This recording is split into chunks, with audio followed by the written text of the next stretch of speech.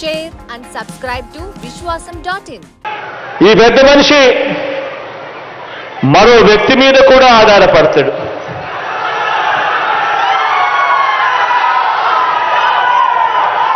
ఒక దత్తపుత్రుడిని యాక్టర్గా పెట్టుకొని డ్రామాను కూడా ఆడుతాడు.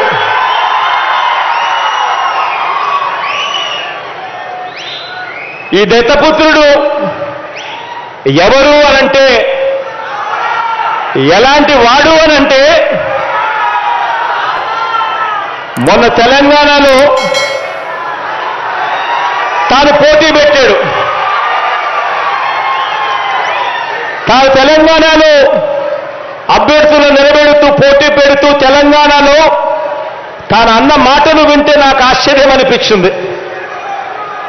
ఆ పెద్ద మనిషి దత్తపుత్రుడు అక్కడ తెలంగాణలో తాను అంటాడు, తెలంగాణలో తాను పుట్టినందుకు తెగ బాధపడిపోతున్నాను అని చెప్పి అంటాడు.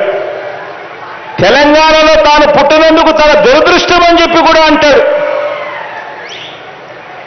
ఇలాంటి వ్యక్తి మొన్న తెలంగాణలో ఇలాంటి డైలాగులు కొట్టిన నాన్ లోకల్ ప్యాకేజ్ ఇస్తారు ఈ పెద్ద మనిషి చంద్రబాబు నాయుడు గారికి ఇంకొక పార్ట్నర్.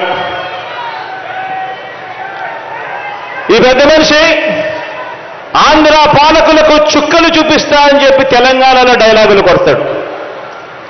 ఆంధ్ర పాలకులకు ఈ పెద్ద మనిషి చుక్కలు చూపిస్తాను అని చెప్పి తెలంగాణలో డైలాగులు కొడతాడు. ఈ ప్యాకేజీ ఇస్తారు, ఈ మ్యారేజ్ ఇస్తారు.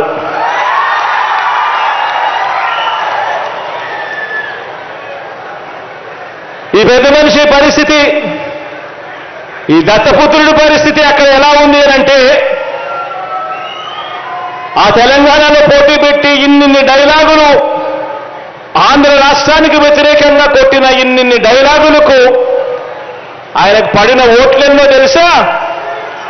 చివరికి అక్కడ ఇండిపెండెంట్ గా నిలబడిన చెల్లెమ్మ బర్రెనెక్కకు వచ్చిన ఓట్లు కూడా ఈ పెద్ద మనిషికి దత్తపుత్రుడికి రాలేదు. డిపాజిట్లు కూడా రాల.